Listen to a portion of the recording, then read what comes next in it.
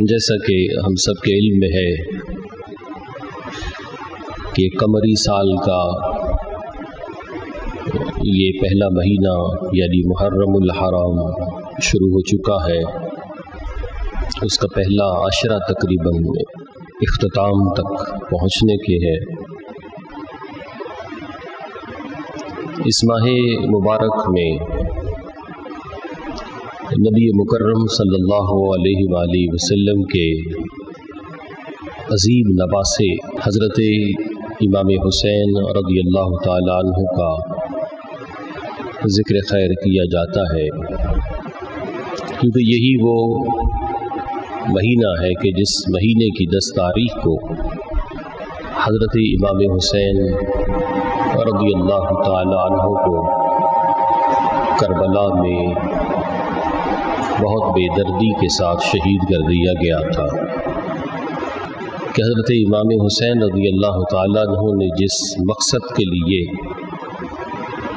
اپنی جان کا نذرانہ پیش کیا، کم از کم ان کی محبت کا دعویٰ کرنے والے ان کے نانا حضور نبی کریم صلی اللہ علیہ وآلہ وسلم کی دین کے لیے اتنی غیرت رکھنے والے ہم امتیوں کو بھی کوئی حصہ اللہ تبارک و تعالیٰ عطا فرمائے. حضرت امام حسین رضی اللہ تعالیٰ عنہ کا مقام و مرتبہ یہ کسی سے بھی ڈھکا چھپا نہیں ہے. نبی کریم صلی اللہ علیہ وآلہ وسلم اگر ہم دیکھیں حضور کی زندگی میں کہ حضرت امام حسین رضی اللہ تعالیٰ عنہ نے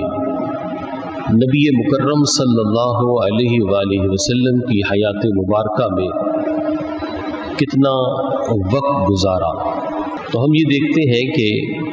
5، 6 یا 7 سال اتنے ہی روایات میں آتے ہیں کہ اتنے سال حضرت امام حسین رضی اللہ تعالیٰ عنہ نے حضور سرور کائنات صلی اللہ علیہ وآلہ وسلم کی حیات ظاہری میں گزارے. اور یہ بات ہم سبھی جانتے ہیں کہ کسی کی بھی فضیلت کا معاملہ اس کے جو معاملات ہیں وہ دیکھنے کے بعد بیان کیا جاتا ہے. بدری صحابہ کی فضیلت اسی طور پر ہے کہ وہ صحابہ جو بدر کے معرکے میں شریک ہوئے، غزوہ خندق حضور صلی اللہ علیہ وآلہ وسلم کے ساتھ جنہوں نے غزوہ خندق میں جنگ لڑی، ان کے فضائل، غزوہ احد کے فضائل، اس کے شرکاء کے فضائل، یعنی جنہوں نے جو کام کیا تو کام کرنے کے بعد وہ ان فضائل کے حامل ہوئے. حضرت امام حسین رضی اللہ تعالیٰ عنہ آپ کم سن ہیں، چھوٹی عمر ہے، لیکن ہم یہ دیکھتے ہیں کہ آپ نے کسی معرکے میں شرکت نہیں کی، کوئی لشکر کے لیے مال و اسباب مہیا نہیں کیے، لیکن نبی کریم رؤوف الرحیم صلی اللہ علیہ وآلہ وسلم نے کسی بھی عمل کے کرنے سے پہلے، کیونکہ وہ حضور علیہ السلام کی حیات مبارکہ میں احکام شرعیہ کے مکلف ہی نہیں ہوئے تھے، یعنی بالغ ہی نہیں تھے، پھر بھی نبی مکرم صلی اللہ علیہ وسلم نے ارشاد فرمایا الحسین منی وانا من الحسین، کہ حسین مجھ سے ہے، میں حسین سے ہوں. اور یہاں تک کہ اب وہ بچپن میں ہے، لیکن حضور صلی اللہ علیہ وآلہ وسلم نے ارشاد فرمایا کہ جس نے حسین کو اذیت دی اس نے مجھے اذیت دی. بعض روایات میں حضرت امام حسن اور حسین دونوں کا ہے. تو یہ دیکھیے کہ وہ بچپن میں ہیں، لیکن نبی مکرم صلی اللہ تعالی علیہ وآلہ وسلم کی زبان مبارک سے ان کے فضائل بیان کیے جا رہے ہیں. انہوں نے ابھی کوئی احکام شرعیہ کا بڑا کام نہیں کیا، وہ ابھی بچپن میں ہے، لیکن نبی کریم صلی اللہ علیہ وآلہ وسلم نے پھر بھی آپ کے فضائل بیان کیے، گویا کہ یہ اس چیز کا اعلان تھا کہ یہ وہ ہستی ہے، حضرت امام حسین کی وہ ہستی ہے کہ جن کے معاملات تو لوگ بعد میں دیکھیں گے، لیکن ان کے فضائل کی خبر ان کو پہلے سے دے دی گئی۔ ورنہ ہوتا کیا ہے کہ پہلے معاملات دیکھے جاتے ہیں، فضیلت بعد میں آتی ہے، لیکن رسول اللہ نے ان کے معاملات کے ظہور سے پہلے ہی ان کے فضائل کو بیان فرما دیا۔ یہ حضرت امام حسین رضی اللہ تعالیٰ عنہ کا مقام ہے، اور اس کی وجہ یہ بھی ہے کہ نبی کریم صلی اللہ تعالیٰ علیہ وآلہ وسلم سے جو آپ کا تعلق ہے کہ اللہ تبارک و تعالیٰ نے حضور صلی اللہ علیہ وآلہ وسلم کی نسل کا جو اظہار فرمایا اور نسل کو بڑھایا ہے، وہ حضرت امام حسن اور حضرت امام حسین کے ذریعے ہی حضور صلی اللہ علیہ وآلہ وسلم کی نسل آگے بڑھی ہے۔ تو یہ جو حضرت امام حسین رضی اللہ تعالی عنہ کا مرتبہ ہے، اہل ایمان کے دلوں میں جو قدر و منزلت ہے، وہ اس طور پر نہیں ہے کہ ان کو ظلماً شہید کر دیا گیا۔ یہ بھی ایک وجہ ہے، لیکن بنیادی وجہ یہ ہے کہ حضرت امام حسین رضی اللہ تعالی عنہ، آپ کی رگوں میں جو خون دوڑ رہا ہے وہ خون مصطفیٰ ہے، وہ نبی کریم صلی اللہ علیہ وآلہ وسلم کا خون ہے۔ جو آپ کا نسب ہے وہ نسب رسول ہے، اور یہ نسب رسول ہونا یہ اتنی بڑی فضیلت ہے کہ اللہ کے حبیب صلی اللہ علیہ وآلہ وسلم نے ارشاد فرمایا، ان الانساب تنقطع یوم القیامت الا نسبی وسببی وسہری او کما قال علیہ السلام، کہ قیامت کے دن تمام قسم کے جو نسبی رشتے ہیں وہ ختم ہو جائیں گے، یعنی کسی کو کسی کا نسب فائدہ نہیں دے گا۔ کوئی بہت نیک شخص تھا، بہت دین کی خدمت کی، یا بہت عبادت گزار تھا، اب جو اس کی نسل ہے قیامت کے دن اس کی عبادتوں ریاضتوں سے وہ کوئی بھی فضیلت نہیں حاصل کر پائی، یعنی جو نسب کا معاملہ تھا وہ منقطع ہو گیا۔ لیکن نبی کریم صلی اللہ علیہ وآلہ وسلم نے فرمایا کہ میرے نسب کے علاوہ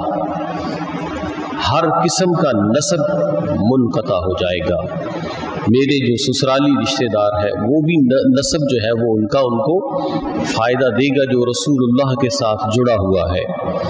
لیکن باقی کسی کا نسب جو ہے وہ اس کو فائدہ نہیں دے گا۔ تو یہ جو حضرت امام حسین رضی اللہ تعالی عنہ کو نبی کریم صلی اللہ تعالی علیہ وآلہ وسلم کے ساتھ نسبی تعلق حاصل ہے، یہ تعلق حضرت امام حسین رضی اللہ تعالی عنہ کی فضیلت کی بنیاد ہے، اور پھر حضرت امام حسین رضی اللہ تعالی عنہ کا مظلوماً شہید کر دیا جانا یہ بھی ایک باعث ہے کہ پوری امت حضرت امام حسین رضی اللہ تعالی عنہ کی اس مظلومیت کی بنا پر بھی ان سے خاص عقیدت رکھتی ہے۔ اور حضرت امام حسین رضی اللہ تعالی عنہ کا معاملہ ایسا ہے کہ نبی کریم صلی اللہ علیہ وآلہ وسلم نے اپنی حیات مبارکہ میں ہی صحابہ کرام علیہم رضوان کو حضرت امام حسن اور حضرت امام حسین دونوں کا احترام بھی اپنے اصحاب کو سکھا دیا تھا۔ یہی وجہ ہے کہ حضرت عمر فاروق رضی اللہ تعالیٰ عنہ کے زمانے میں جب غنیمت کے معاملات ہوئے تو حضرت امام حسین کا جو حصہ ہے وہ بدری اصحاب کے حصے کے برابر رکھا گیا۔ حضرت عمر فاروق رضی اللہ تعالیٰ عنہ کے صاحبزادے آپ حضرت عمر رضی اللہ تعالیٰ عنہ خلیفۃ المسلمین سے عرض کرنے لگے کہ اے ابا جان، آپ حضرت امام حسن و حسین کا حصہ جو ہے وہ بدری اصحاب کے مقابل میں رکھ رہے ہیں، جبکہ وہ بدر میں نہیں تھے، میرے ہم عمر ہیں، بلکہ شاید یہ عمر میں بڑے تھے، تو میرا حصہ بھی اتنا کر دیں۔ یعنی یہ نہیں فرمائش کی کہ ان کا حصہ، حسنین کریمین کا حصہ کم کر دیا جائے، یہ نہیں کہا، بلکہ یہ تمنا کی کہ میرا حصہ بھی جو ہے وہ غنائم میں ان کے برابر کر دیا جائے۔ تو حضرت عمر فاروق رضی اللہ تعالیٰ عنہ نے ارشاد فرمایا کہ تم اپنے آپ کو حضرت امام حسین جیسا کیسے سمجھتے ہو؟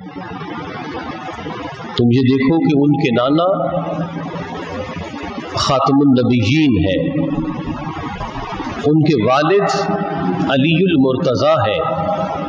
اور ان کی والدہ خاتون جنت فاطمۃ الزہرا ہے، تو تم حسین جیسی ماں لے آؤ، حسین کے باپ جیسا باپ لے آؤ، تو تمہارا حصہ حضرت امام حسین کے برابر کر دیا جائے گا۔ یعنی یہ صحابہ کرام علیہم رضوان میں، خلفائے راشدین میں حضرت امام حسین رضی اللہ تعالیٰ عنہ کا مقام ہے۔ ایک بار یمن سے چادریں آئیں، وہ صحابہ کرام میں تقسیم کر دی گئی، صحابہ نے وہ چادریں پہنی، حضرت عمر فاروق نے دیکھا حضرت امام حسن و حسین کی طرف، آپ نے فرمایا کہ اے جماعت صحابہ، تمہارے جسموں پر میں یہ چادریں دیکھ رہا ہوں لیکن میرا دل خوش نہیں ہے۔ تو انہوں نے کہا کہ آپ کیسے خوش ہوگا آپ کا دل؟ تو حضرت عمر فاروق رضی اللہ تعالیٰ عنہ نے فرمایا کہ جب یہ چادریں حضرت امام حسن اور حسین کے جسم پر نظر آئیں گی تب میرا دل خوش ہوگا۔ تو آپ نے حاکم یمن کو پیغام بھیجا، اور جو چادریں صحابہ کے لیے آئی تھی ان سے بھی اعلیٰ درجے کی چادریں آپ نے منگوا کر حضرت حسنین کریمین کو عطا فرمائی، اور فرمایا کہ اب میرا دل خوش ہوا ہے۔ تو یہ صحابہ کرام علیہم رضوان کا، خلفائے راشدین کا، حضرت امام حسین رضی اللہ تعالی عنہ کے بارے میں احترام کا معاملہ ایسا تھا۔ اور اسی طرح سے حضرت ابو محزم رحمۃ اللہ علیہ آپ فرماتے ہیں کہ ہم کچھ سفر میں تھے تو حضرت امام حسین بھی ہمارے ساتھ تھے، تو ہم وہاں پر رکے باغ میں، تو حضرت امام حسین رضی اللہ تعالیٰ عنہ آپ ذرا دراز ہوئے اور لیٹ گئے، تو حضرت ابو ہریرہ رضی اللہ تعالیٰ عنہ نے حضرت امام حسین رضی اللہ تعالیٰ عنہ کے پاؤں کو کپڑے سے صاف کرنا شروع کر دیا، گرد جھاڑنا شروع کر دی۔ تو حضرت امام حسین رضی اللہ تعالیٰ عنہ نے جب یہ دیکھا تو آپ نے فرمایا یا ابا ہریرہ وانت تفعل ھذا، کہ اے ابو ہریرہ آپ جیسا جلیل القدر شخص جو ہے وہ یہ کام کر رہا ہے، یعنی میرے پاؤں کی گرد صاف کر رہا ہے۔ تو حضرت ابو ہریرہ رضی اللہ تعالیٰ عنہ نے ارشاد فرمایا دعنی فواللہ لو یعلم الناس منک بما اعلم لحملوک علی رقابہم، کہ مجھے آپ چھوڑ دیجئے، مجھے یہ اپنے پاؤں آپ کے صاف کرنے دیجئے، اگر جو میں آپ کے بارے میں جانتا ہوں اگر یہ لوگ جانتے تو یہ آپ کو اپنے کندھوں پر اٹھاتے، یہ آپ کو اپنی گردنوں پر اٹھاتے اگر یہ وہ فضیلت جانتے آپ کی کہ جو میں جانتا ہوں۔ اب دیکھیے کہ ہم احادیث مبارکہ سنتے ہیں، कितनी मरवियात हज़रत अबू हुरैरा रज़ी अल्लाह ताला अन्हु के ज़रिए से हम तक आई है। वो हज़रत इमाम हुसैन से उम्र में काफ़ी बड़े बुज़ुर्ग,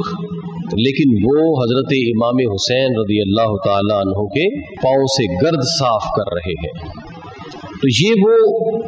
मरातिब हैं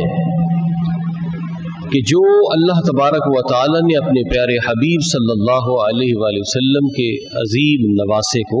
अता फरमाए हैं। अल्लाह तबारक व तआला हम सबको हज़रत हसनैन करीमैन और बिल खुसूस हज़रत इमाम हुसैन रज़ी अल्लाह तआला अन्हु के नक्शे कदम पर चलने की तौफीक अता फरमाए, और उनकी जो सच्ची मोहब्बत है और जो उनसे मोहब्बत का तकाज़ा है, अल्लाह तबारक व तआला हमें उस चीज़ की तरफ कुछ तवज्जो करने की तौफीक अता फरमाए। क्योंकि हमारे यहाँ हज़रत इमाम हुसैन रज़ी अल्लाह तआला अन्हु से मोहब्बत का मामला अब तो खैर ये भी नहीं रहा कि घर में म्यूज़िक चलना बंद हो जाता, थोड़ा सा हंसी मजाक बंद हो जाता कि भाई ये हज़रत इमाम हुसैन रज़ी अल्लाह तआला अन्हु की शहादत का गम महसूस किया जाए। अब तो खैर ये भी रुखसत हो गया, अब तो जैसा है वैसा चले जा रहा है। तो ये मतलब ये कि जो ज़ाहिरी अलामतें थीं इस गम की वो भी ख़त्म हो गई, और जो शऊरी तौर पर होना चाहिए वो तो हमने बिल्कुल भी तर्क कर दिया कि हम हज़रत इमाम हुसैन रज़ी अल्लाह तआला अन्हु ने जिस मकसद के लिए क़याम किया, जिस मकसद के लिए खड़े हुए, हम कभी भी उस मकसद के लिए खड़े नहीं हुए और ना होंगे। क्योंकि जैसे अल्लामा इकबाल ने कहा कि काफ़िला हिजाज में एक हुसैन भी नहीं, तो हम सबको पता है कि हज़रत इमाम हुसैन के साथ क्या हुआ था। जिन्होंने बुलाया था उन्होंने बेवफाई की, दुश्मन ने आपको जुल्मन शहीद कर दिया। तो अब हम में तो ये सुनकर ही जो है वो हम सुन हो जाते हैं कि हमें हक़ की बात के साथ खड़ा होना या हक़ की बात करना ये हमारे ज़िम्मा तो है ही नहीं। हज़रत इमाम हुसैन से मोहब्बत का तकाज़ा यही है कि 10वीं मुहर्रम को न्याज दिलाई जाए, हलीम खाया जाए, बिरयानी खाई जाए, और कुछ जो है वो मनकबतें पढ़ ली जाए। तो यहाँ तक आकर ठहर गया है हज़रत इमाम हुसैन रज़ी अल्लाह ताला अन्हु से हमारी मोहब्बत का मुआवला। तो जब हमने उस मेयार को ही तब्दील कर लिया है तो ये जाए कि हम सुने और सुनाएं उस चीज़ को कि हज़रत इमाम हुसैन रज़ी अल्लाह ताला अन्हु किस मकसद के लिए ये इतनी बड़ी जान की कुर्बानी दी। तो दीन के अंदर जितने मामलात के अंदर खराफात को दाखिल किया जा रहा था, यजीद के दौर में हज़रत इमाम हुसैन ने उसके ख़िलाफ़ अलमे बगावत बुलंद किया। लेकिन हम आज नारा लगाते हैं सारे हज़रत इमाम हुसैन का, लेकिन जब भी इंतखाबात होते हैं तो हम सेकुलर पार्टीज़ को वोट देते हैं जो कि दीन को यजीद से ज़्यादा नुकसान पहुंचा चुकी हैं। दीन को यजीद से ज़्यादा सेकुलर लोगों ने, लिबरल लोगों ने नुकसान पहुंचाया है, और हम आलमोस्ट सारे के सारे लिबरल्स और सेकुलर्स के निज़ाम के ही हामी हैं, सारे के सारे। हुक्मुल अक्सर लिल कुल, 100 में से कोई 4-5 होंगे जो ये समझते होंगे कि कोई दीनदार आकर हमारी दुनिया का मुआवला संभाले, वरना हम ये कहते हैं कि मौलाना लोग सिर्फ मस्जिद में जुमा पढ़ाएं, नमाजें पढ़ाएं। जो नज़्म रियासत है ये सेकुलर सिस्टम के तहत चलेगी। तो यही तो यजीदियत है, ये यजीदियत की जदीद शक्ल है, रियासत का सेकुलर होना। तो हम सेकुलर रियासत बनाए बैठे हैं और सारे उसी सेकुलर रियासत के लिए ही हम काम करते हैं। तो यजीदियत की मॉडर्न शक्ल के हम सब पैरोकार हैं। तो हमें गौर करना चाहिए कि हम फिर या तो यजीद के ख़िलाफ़ बातें करना बंद कर दें और हज़रत इमाम हुसैन के नारे लगाना बंद कर दें, क्योंकि ये ख़ुद को फ़रेब देने वाली बात है कि बातें हम इमाम हुसैन की करते हैं लेकिन खाते पीते और मोहब्बत सारी हम यजीद के साथ रखते हैं, कि उस मरे हुए यजीद को गालियां देते हैं लेकिन जिंदा यजीदों के हम सबसे बड़े हामी हैं। اللہ تبارک و تعالی ہم سب کو عقل و شعور عطا فرمائے۔